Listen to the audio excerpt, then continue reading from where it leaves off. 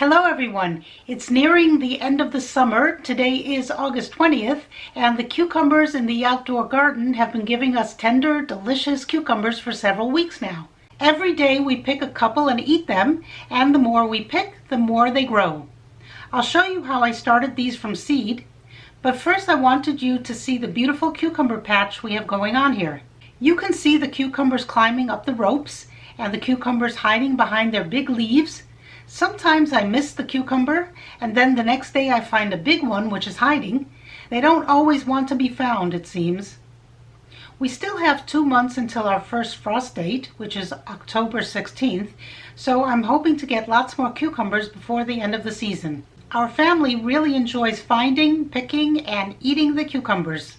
So let's go back to the beginning where these all started as just seeds. I used 2 varieties of cucumbers in this garden bed, the Diva cucumber and the lunchbox cuke. The Diva I bought because I also grow it as an indoor cucumber plant, and it doesn't need to be pollinated since it only produces female flowers. For this batch I used an organic seed starting mix. I bought this bag at Home Depot. I filled the small trays with the soil. These trays are around 3 inches by 3 inches, and I planted 2 seeds in each of these smaller trays. Here you can see the smaller trays are nested inside a bigger 10-inch tray. The smaller trays have holes for the water to drain out, and the bigger 10-inch trays don't have holes. They act as a catch tray for the draining water.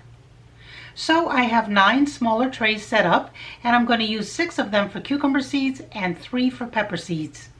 I planted 2 of the lunchbox cucumber seeds in each of the 6 smaller trays for a total of 12 seeds, just in case they didn't all germinate. For the Diva cucumbers, I did something a little different for no particular reason. I used plastic solo cups and cut holes in the bottom of the cups, then filled the cups with the same seed starting soil mix, and then nested them into a Folgers coffee jar filled with water. The cups fit perfectly into the mouth of the Folgers coffee jar. Just make sure to drink the coffee first. Make sure the water level in the coffee jar is high enough to reach the solo cup so that the soil can be watered from below. I prepared 4 jars this way, and I planted 2 seeds in each of these cups. Here we are a week later. Here you can see the lunchbox cucumbers in the 6 smaller trays on the right, and on the left are pepper seeds that didn't germinate yet. Now let's have a look at the Diva cucumbers that I planted in the cups of soil sitting in the Folgers coffee jars.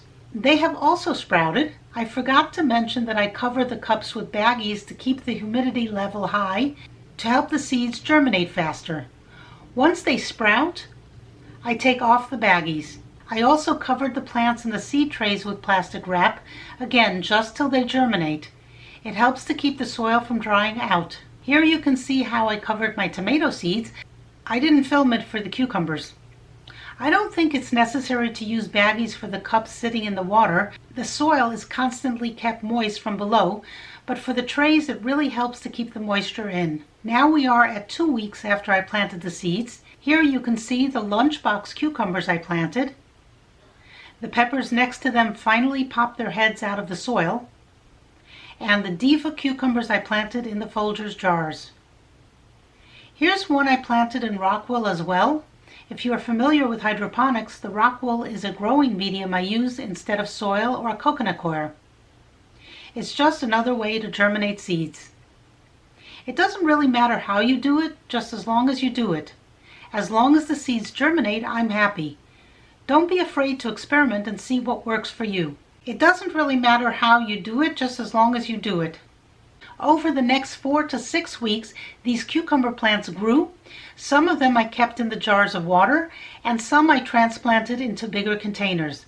And they kept growing in the house during the months of May and most of June. Our last frost date is April 22nd, but it was still cold here through the end of May, and then we took a vacation, so I didn't get the plants into the raised garden bed until the middle of June.